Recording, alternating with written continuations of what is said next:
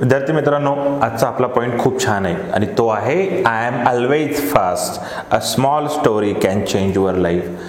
मित्रांनो, मुळात आहे ना, एक अशी स्टोरी मी आज तुम्हाला सांगणार आहे ज्यामुळं नक्कीच तुमचं आयुष्य बदलणार आहे.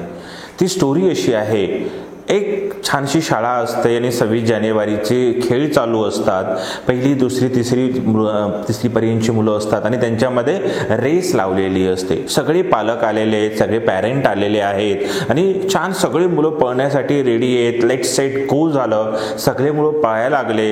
एका रेषेपासून पुन्हा रिटर्न येणं चालू होतं आणि जो जिंकेल पहिल्या 3 विद्यार्थ्यांसाठी टीचर्सनी प्राइज ठेवलेले होते. आणि हे सगळे पालक पाहायलेत, सगळे पालक फॉर्म मध्ये, टीचर्स फॉर्म मध्ये, सब बोल रहे, सगळे म्हणायलेत की यस पळा पळा, टाळ्या वाजायल्यात, सगळे पळतायत आणि पहिले 3 मुलं फर्स्ट, सेकंड, थर्ड आलेले आहेत. पण हेच होत असताना 50 विद्यार्थी त्यामध्ये पार्टिसिपेट झालेले आहेत. 50 विद्यार्थ्यांच्या पार्टिसिपेशन मधून 3घांचे नंबर आलेत. एक पहिला आला, दुसरा आला, तिसरा आला. या 3घांचा जल्लोष चालू झाला. हे होत असतानाच एक विद्यार्थिनी जी अजूनही पळत यायली, त्यामागे अजून काही विद्यार्थी आहेत आणि एकदम तेवढ्या पालकांमधून एक पालक जोरात त्या मुलीकडे पळत आला आणि तिला उचलून म्हणला, बेटा तू फर्स्ट आलीस, सांग तुला काय हवं, तुला काय पाहिजे, चल आपण आईस्क्रीम खाऊ. ती मुलगी कावरी झाली. तिला वाटलं मी तर पहिली आलेली नाहीये, पहिले तर दुसराच आलाय, ज्याच्यात त्याचा आनंद होतोय, त्याला एन्जॉय करतायत. पहिला नाही मी, दुसराही नाही माझा नंबर आणि तिसराही नाहीये, तरी पप्पा असं का म्हणत असतील बरं, तू पहिली आलीस नाही रे. मग लगेच त्या मुलीने त्या पप्पाला विचारलं, पप्पा पण मी तर पहिली नाही आले, मग तुम्ही मला पहिलं का म्हणतायत, तुम्ही मला आईस्क्रीम देण्याचं म्हणतायत, तुम्ही चॉकलेट काही हवं ते पाहिजे म्हणतायत, पण मी तर पहिली नाही आले. त्यावेळेस ते पप्पा सांगतायत, बेटा तू पहिलीच आलीस. तिला कळतच नाही, गोंधळून जातं, लहान जीव असतं, तिला समजतच नाही की मी पहिलीच आले नाही, पप्पा असं का म्हणतायत.